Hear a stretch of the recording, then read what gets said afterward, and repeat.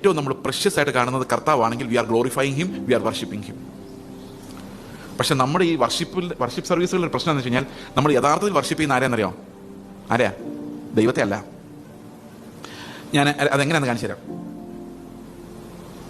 എന്നോടൊരാൾ ചോദിച്ചു, ഇന്ത്യയിലെ ഏറ്റവും പവർഫുൾ ആയിട്ടുള്ള ദൈവങ്ങൾ ആരൊക്കെയാണ്? ഞാൻ പറഞ്ഞു ദേവന്മാർ. ഞാൻ പറഞ്ഞു ലോകത്തിലെ ഏറ്റവും പവർഫുൾ ആയിട്ടുള്ള ദേവിമാര് ഒന്ന് ലക്ഷ്മി, മറ്റൊന്ന് സരസ്വതിയാണ്.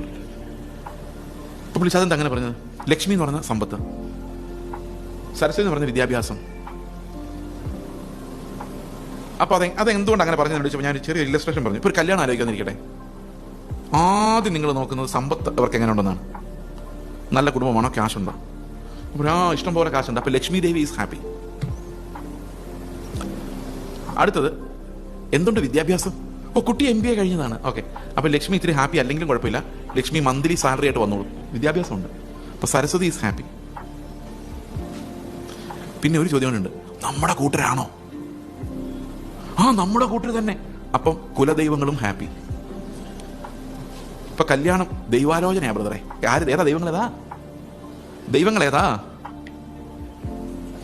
നിങ്ങൾ എന്നെ വെള്ളം കുടിപ്പിക്കോ, ഞാൻ നിങ്ങളെ വെള്ളം കുടിപ്പിക്കും. നമ്മുടെ ദൈവങ്ങൾ ഏതാ? എന്താ പറയുക, കർത്താവേ ദൈവാലോചന പ്രകാരം ഒരു കല്യാണം ഞങ്ങൾക്ക് കിട്ടി. ഇപ്പൊ ദൈവങ്ങൾ ആരാ? നിങ്ങൾ പിന്നെ ഇരുന്ന് കാൽക്കുലേറ്റ് ചെയ്തു. ഇനി ഞങ്ങൾക്കൊരു പ്രശ്നമുണ്ട്, 5 പൈസ കയ്യിലില്ല, ഖനാവിലെ കല്യാണത്തിന് വെള്ളം വീഞ്ഞാക്കി നീ ഇവിടെ വന്ന് ഞങ്ങൾക്ക് കുറെ വീഞ്ഞ് സംഘടിപ്പിച്ചു തരണം എന്ന് പറഞ്ഞാൽ കാര്യം നടത്താൻ ലക്ഷ്മിയെ കൊണ്ടുതരാൻ, സരസ്വതിയെ കൊണ്ടുതരാൻ, യഥാർത്ഥത്തിൽ നമ്മൾ എന്തിനെയാണോ ട്രഷർ ചെയ്യുന്നത് അതിനെ കൊണ്ടുതരുന്ന ഒരാൾ മാത്രമാണ് ദൈവം. ദൈവത്തോടുള്ള നന്ദി എന്നാണെന്നറിയോ? ഇത്രയും ലക്ഷ്മി കടാക്ഷം ഞങ്ങൾക്ക് തന്നതിനായിട്ട് സ്തോത്രം. When we are thanking God for the earthly blessings alone, നന്ദി പറയുന്ന നല്ലത്. ഈ ലോകത്തിന്റെ ഗ്ലോറിക്ക് വേണ്ടി നന്ദി പറയുമ്പോൾ ഞാൻ കർത്താവിനോട് പറയുന്ന, കർത്താവെ നിന്നെ ഞാൻ സ്നേഹിക്കുന്നു, കർത്താവെ ഒത്തിരി സ്നേഹിക്കുന്നു. എന്തുകൊണ്ടാ? നീ എനിക്ക് ഇഷ്ടം പോലെ ലക്ഷ്മിയും സരസ്വതിയും തന്നു, ലോകത്തിൽ മാന്യത തന്നു, താങ്ക് യു. അപ്പൊ ആരെയാ നമുക്ക് വേണ്ടത്? ആരെയാ വർഷിപ്പ് ചെയ്തത്? ഏത് വ്യവസ്ഥിതിയെയാണ് നമ്മൾ ഉയർത്തിയത്? ലോകത്തിന്റെ വ്യവസ്ഥിതി എത്ര മനോഹരം! ഇവിടെ സമ്പാദിക്കുന്ന ഡോളറുകൾ, ദിർഹങ്ങൾ, രൂപകൾ എത്ര മനോഹരം! അത് തന്ന ദൈവം എത്ര വിശ്വസ്തൻ! This is idolatry. അതുകൊണ്ടാണ് ധനമോഹം, വിഗ്രഹാരാധന എന്ന് പറയുന്നത്. നിങ്ങളുടെ പിള്ളേരെ കുറിച്ചുള്ള സ്വപ്നങ്ങൾ നിങ്ങൾ കാണുന്നത് മുഴുവൻ വിഗ്രഹങ്ങളാണ്. That's the horrible sin that's ingrained in our soul.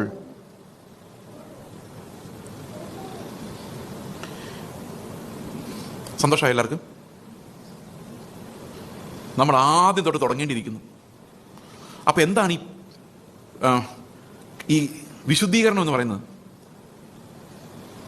ഈ ശൂന്യമായ പാത്രം, നമ്മുടെ ഉള്ളിൽ ഒത്തിരി ഫിൽത്ത് ഉണ്ടായിരുന്നു. അപ്പൊ കർത്താവിന്റെ രക്തം നമ്മളെ കഴുകി. ഇനി ഒരു വലിയ സംഭവം നടക്കാൻ പോവാണ്. ക്രിസ്തുവിന്റെ മഹത്വത്തിന്റെ ധനത്തിനൊത്തവണ്ണം നമ്മുടെ അകത്തെ മനുഷ്യൻ ശക്തിപ്പെടാൻ പോവാണ്. ഈ പുറമെയുള്ള മനുഷ്യന്റെ പുറകെ ഓടുന്നൊക്കെ നിർത്തി. നിങ്ങൾ നിർത്തിയില്ല ഇന്ന് രാത്രിയോടെ? അകത്തെ മനുഷ്യന് വേണ്ടിയാണ്. അതായത് എന്നെ ഒരാൾ തല്ലിയാലും അയാളോട് സ്നേഹം തോന്നണം. അതാണ് ഈ അകത്തെ മനുഷ്യൻ.